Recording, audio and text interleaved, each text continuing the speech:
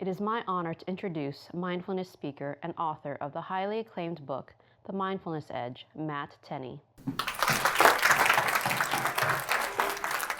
I'd like to start off with a question for you, if that's okay.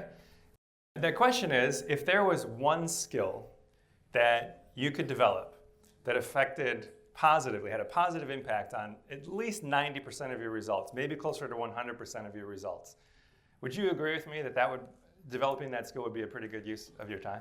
Yeah. Now, imagine that in order to develop this skill, you didn't need to add anything to your schedule. Right? You could just change the way that you do things that you're already doing every day, anyhow. Now it almost sounds too good to be true, right? Well, there is such a skill. It is the skill of self-awareness. So self-awareness is the most critical skill for leaders to develop, and for any human, for that matter. Because it's a meta skill. It affects essentially every aspect of leadership. And I have never met a leader who disagrees with this. However, I meet very few people who intentionally train to develop and improve their self-awareness on a daily basis.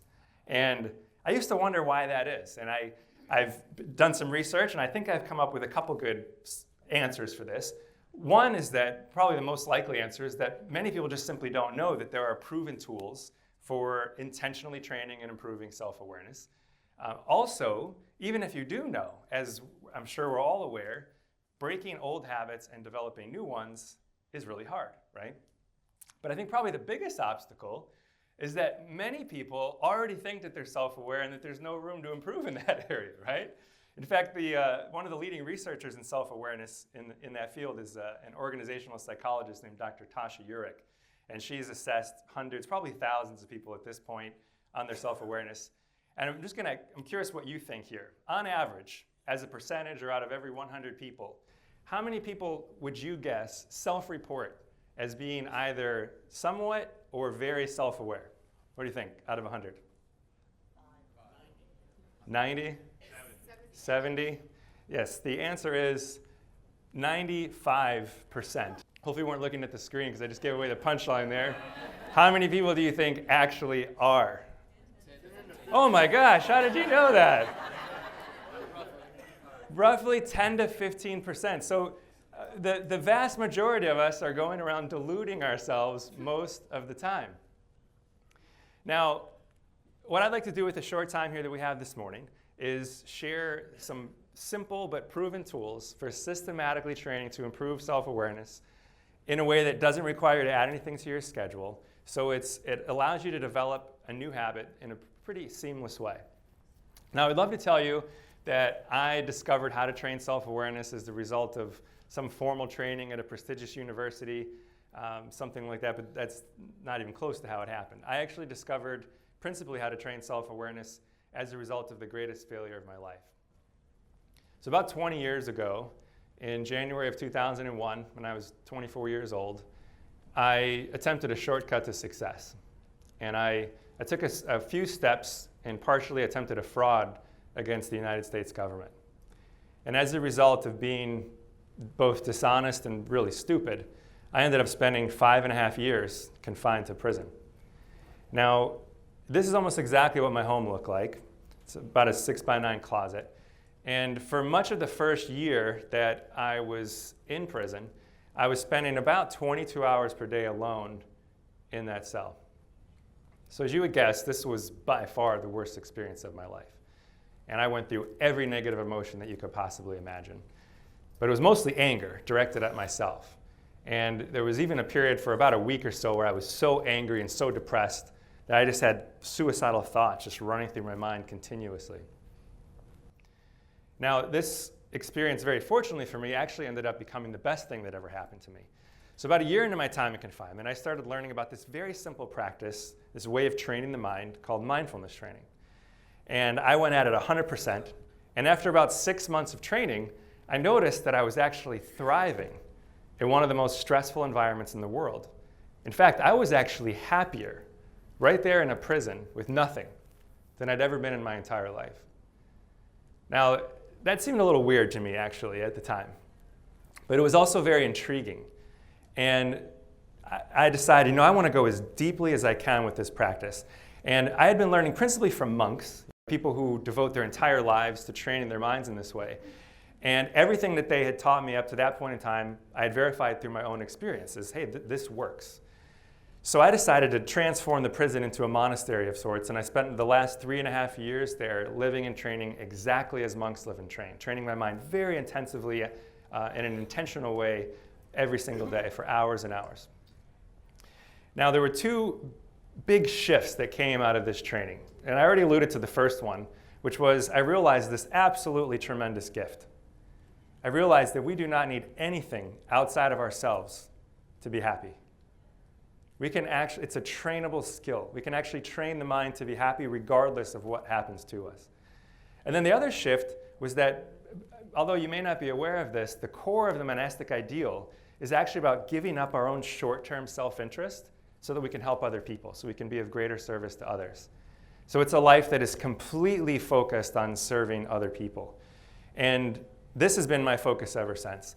So when I left confinement, the first way that I thought I could serve was to be a monk and just help people train their minds in this way. So I went and lived in a monastery, a real monastery, so to speak, and trained with the monks. And I actually almost became a monk for the rest of my life. But then it occurred to me, Matt, I think you could probably be of more service if you were living in this way and training this way, but outside of a monastery, out in the real world, so to speak. Now, as most people do who really aspire to serve in a big way, the first thing I did was figure, well, what nonprofit can I start? What's the best way that I can serve the community? So I founded a nonprofit. The first one was working with underprivileged youth in the Gainesville, Florida community where I used to live. And then that led to, I was invited to co-found and lead the Florida chapter of a now international nonprofit called Kids Kicking Cancer. So in this program, we're working with just amazing young heroes like these guys and girls as well, and teaching them that they can actually lower their own pain levels by using mindfulness and breath work and what we call the secrets of the martial arts, so that they can better cope with the terrible diagnoses that they're dealing with, like cancer in most cases. Now, as much as I enjoy serving one-on-one, especially with youth, after 3 years of running Kids Kicking Cancer, I started thinking, I think I could serve on a larger scale if I worked with leaders. And I helped leaders to train their mind with mindfulness and to not only be more effective as leaders, but to be more effective personally and to take better care of team members. And I realized because leaders impact many, many lives, that could have a big impact on our society. So with that inspiration, or with that as my inspiration, I started doing the work that I've been doing now for about 5 years, doing training with organizations on leadership, doing keynotes like this. And everything that I do, in one way or another, uses mindfulness as part of the program. And I know I've mentioned this word a couple times, so let's just explore briefly what exactly is mindfulness. And I think this image actually sums it up pretty well, believe it or not. So it's kind of having, just like this little fella looking in the mirror and having an objective third-person awareness of our own minds and bodies. So it's just like seeing ourselves in the mirror to some degree. So mindfulness training, essentially by definition, is self-awareness training. It is a systematic way of improving self-awareness.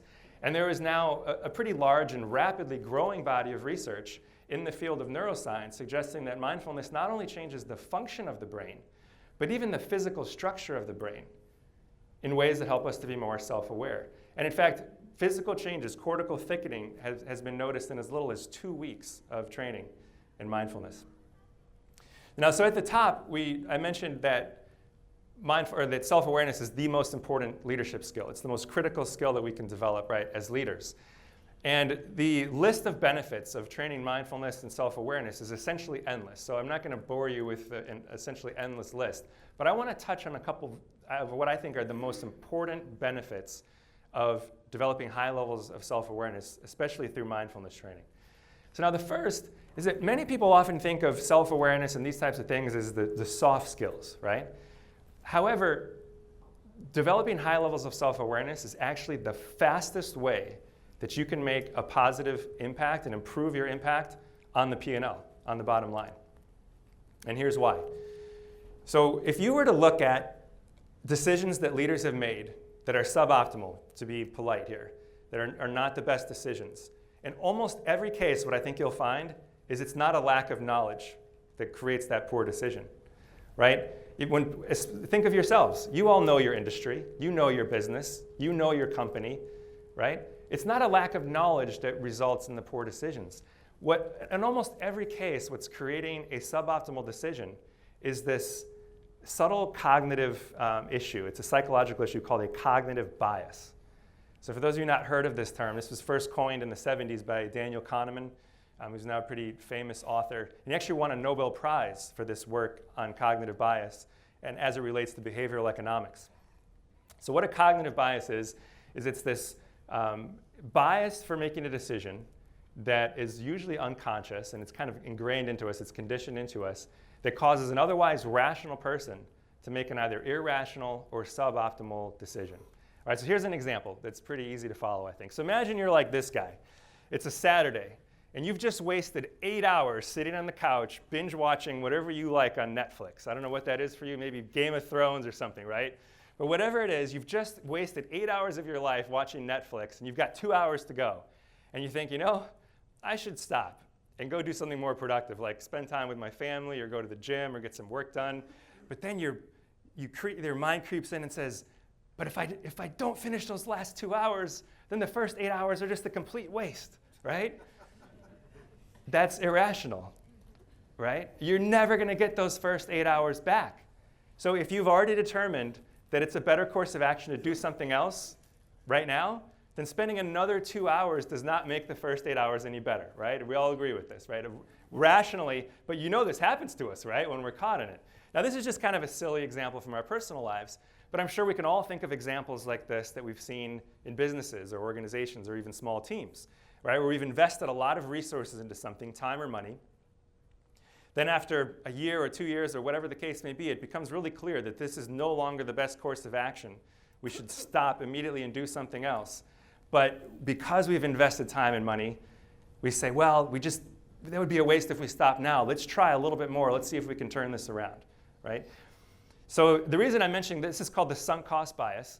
The reason I'm mentioning this one is because, as it turns out, mindfulness training might be the best way to become free from cognitive bias. And there's some pretty interesting research on this particular bias, the sunk cost bias. It was conducted at INSEAD, which is a kind of an Ivy League level MBA school in Europe, and they have campuses in Asia as well. So researchers at this prestigious university had this hypothesis that mindfulness training could help you to be more free from cognitive bias and make better decisions. So they started off just by pairing a group of people who were generally not very mindful versus a group of people who were generally mindful. They have trait mindfulness. And they asked them to play a decision-making game where the sunk cost bias often wreaks havoc on people's decisions. And as they expected, the people who were generally more mindful performed a little bit better than the people who were not. So it got them a little excited, and they said, well, let's take this a step further. So here's where it gets really interesting. What they then did was they took a group of people, divided them in half, and they gave one half of that group, they gave them 15 minutes of guided mindfulness training. The other half, they did not give any mindfulness training and just asked them to think, to develop thinking skills. And the people who received just 15 minutes of mindfulness training were 50% less likely to be affected by the sunk cost bias and make a bad decision. Think about this. Imagine a team of leaders with just 15 minutes of training.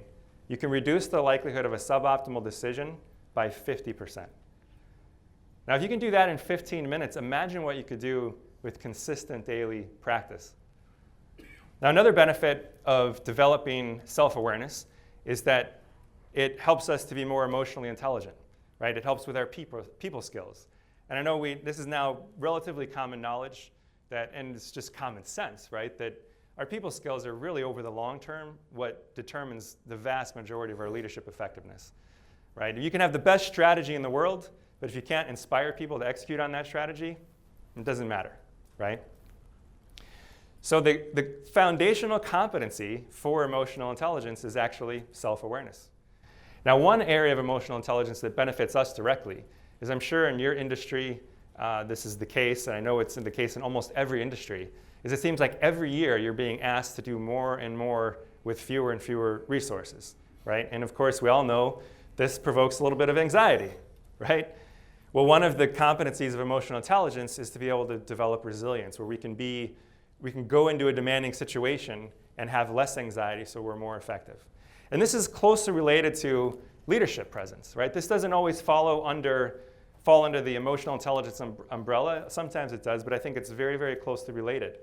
Being this type of leader who, no matter what's happening, we're calm and collected, and people want to follow us, right? Now, to make leadership presence just the most simple and most direct, I think it really comes down to just being present. And I'm sure you've all had a conversation like this, maybe even this morning or last night, where you're talking to somebody and what you're saying is important to you, but while you're talking to this person, they're either looking all over the place, totally distracted, or they're looking right at you, but they've got that deer in the headlights look, and you can tell that they're lost in their thinking and they're just not hearing a word that you're saying, right?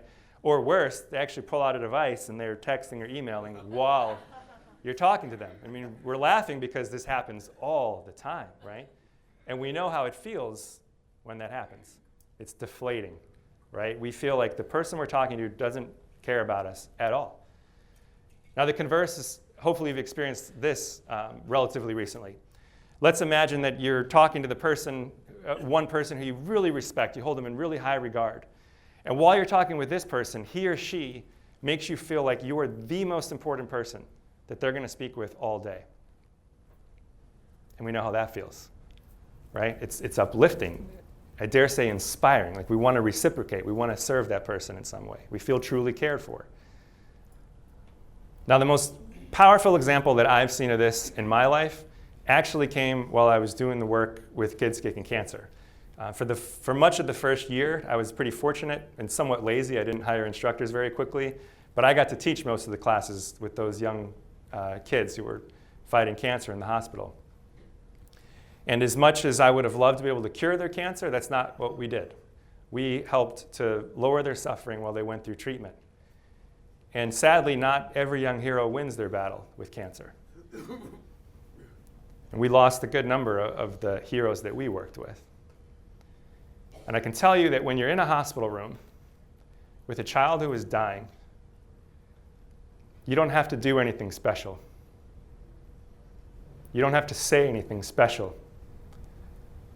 You just have to be there. And I don't just mean physically there. I mean fully present and vulnerable, open to whatever that person needs in that moment, even if it means just sitting there doing nothing. That is the most powerful gift you can give a human being in that moment. It's your presence. And I believe that this is the most powerful gift we can ever give anybody. Right? If you're going to bother to interact with another human being, should you not give them the beauty of your full, undivided attention? Well, the good news here is that this is a trainable skill. We can get better at this with practice. And a wonderful side effect of getting better at this is we develop empathy. The more present we are with a person, the more sensitive we are to what that person needs to thrive. And I believe that this is actually the core. This is the essential foundation of being the most effective leader that we can be, especially over the long term. It's understanding what do the people around us, especially our team members, what do these human beings need to thrive? And how can we help them get it? So how do we develop this skill of mindful self-awareness? Well, to kind of rehash a little bit and go a little bit deeper into what this is. So we're not trying to get rid of thinking or block thoughts out as many people think of when they first hear about mindfulness. What we're talking about here is having, again, being able to see our thoughts with third-person objectivity, almost like it's a thought bubble like this, or a heads-up display. Instead of what normally happens for us about 95% of the time is we're caught up in our thinking and oftentimes distracted by it. So maybe another visual would be like, if this is our awareness and this is our thinking, for most of us, I think if we're really honest, we spend about 95% of the time like this, right? There's no space. The moment that we become mindfully self-aware, this happens. So now there's some space between awareness and the mind and its thoughts, kind of like this thought bubble, and we can see them objectively without being controlled by them or without being distracted by them. And many people actually come to the practice just to be better at not being so easily distracted so they can have better focus. And I'm sure you can all relate to this to some degree. Like you've all been in a meeting like this one, and you're really trying to pay attention, right? And then this thought comes up about being on the beach on vacation. They're like, no, I'm in a meeting, right? And then that thought comes back because it's really nice. It starts grabbing more of your attention. And then you're like, no, I got to be in the meeting. And then bam, you're gone, right?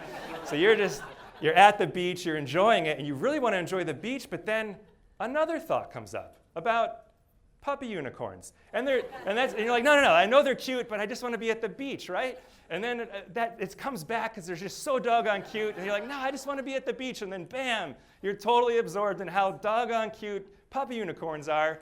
And then you're back in the meeting and you go, oh crap. I have no idea what anyone has said during the last 2 minutes. Has that happened to anyone here besides me? Okay, just out of curiosity, has it happened to anyone during this talk so far? Yeah? That's okay. I'm not mad at you. This is just kind of what happens. So again, the idea is we don't need to get rid of thinking. We just need to see it objectively like this thought bubble so that if it's skillful, we use it. If it's not, we just let it go and it doesn't control or distract us. So now how I recommend getting started, the easiest way, without having to add anything to your schedule, is just integrate this into daily activities that you already do anyhow. Things like having a snack or brushing your teeth after you have a snack or washing your hands. And I think this is actually a really good one to start with. So now if we're really honest about what washing the hands is like for most of us, what is it like, right? We're thinking about everything in the world other than washing our hands while we wash our hands, right? So how to do this in mindfulness is just slightly different. What we're going to do is, let's imagine that you're in front of the sink, you're about to wash your hands. You can just pause for a moment and just mentally note to yourself, washing the hands in mindfulness. And you'll notice as soon as you do that, you're not distracted by thinking. You're aware of whatever's coming into your senses. And a helpful way to be able to sustain that awareness is to just be really curious. Like you're a little kid who's never washed your hands before. So let's actually try this. This will just be a little 30-second exercise. Let's put your hands together and just simulate that you're washing your hands, okay? And I want you to be so curious, like, what is it actually like to wash your hands? What does it feel like? And if thoughts come up, it's totally fine. You just recognize, all right, there's thinking. And as soon as you notice that, you'll notice, all right, I'm once again aware of what it's like to wash the hands. And you can be curious again to sustain that awareness. What does it feel like? You might notice it's kind of like giving yourself a hand massage, isn't it? All right, thank you for playing along. So what we can do is make a list of all the things that you do every single day that you're going to do anyhow, like washing your hands, brushing your teeth, having a snack, drinking water. Make a list of all those things that you do in relative solitude that you're going to do anyway. For most people, it's about 2 hours worth of activities. And what I suggest is for a week, just pick one of them and commit to practicing that in mindfulness the way that we just did for 1 week. Let's say it's washing the hands. Week 2, you continue with washing the hands and you add a second activity like drinking water. And so you can see where we're going with this, right? Each week, you continue with the previous week's activities and then add another one. At the end of 12 weeks, you're going to have 12 activities that are now kind of an automatic part of your self-awareness training without having to add anything to your schedule. I actually believe this is the ultimate paradigm shift. And here's why I say that. So let's think about these 2 hours of activities that we just listed out. What are these like for us for the most part? What we're doing is we're rushing through them, right? So we can get on to the next thing that we think is important or exciting. And as a result, we're a little bit more anxious afterwards, which makes us less effective at whatever we're going to do next. At the same time, we're reinforcing a bad habit of being identified with our thinking, distracted by it, instead of being self-aware. And perhaps the worst part of this is that we're not really there. We're not living that moment of our lives. So when we integrate mindfulness training into these activities, all of this is turned around 180 degrees. So first, as you probably noticed, when you wash your hands in mindfulness, it's actually pretty relaxing. Anything that you do with awareness is relatively relaxing, and you'll notice that your anxiety levels actually go down a little bit, meaning that you're going to be more effective at whatever you're going to do next. At the same time, you are actually rewiring your brain little by little in ways that help you to be more self-aware, which is the most critical leadership skill you can develop. and perhaps most important, is that you're actually living that moment of your life. And as a result, you might find that you're a little happier and that you're enjoying your life a little bit more. And you might find that you're even a little bit more kind to the people around you and bringing a little bit more happiness to others. And I think if we were to pause and just reflect for a moment, if we really think about this, this is pretty much what life comes down to, doesn't it? It's, are we enjoying our lives? Are we happy? And are we helping other people? Are we being kind to other people? I mean, this is it, right? In the end, it doesn't really matter how much money we make, how much crap we buy, all the things that we did. I mean, what's really going to matter is, were we happy and were we kind? And I think deep down, we all know this, right? This isn't rocket science, but it's just easy to forget when we get caught up in the day-to-day. Well, one beautiful aspect of mindfulness is that with mindfulness training, this doesn't have to be some lofty aspiration or some far off, like this is how I want to live. This can, when you're integrating mindfulness training into your daily life, this can become your living daily reality. Where yes, you're continuously improving as a leader to perform better as a leader, while at the same time living a happier and deeply meaningful life. Well, thank you very much for your kind attention this morning. Thank you.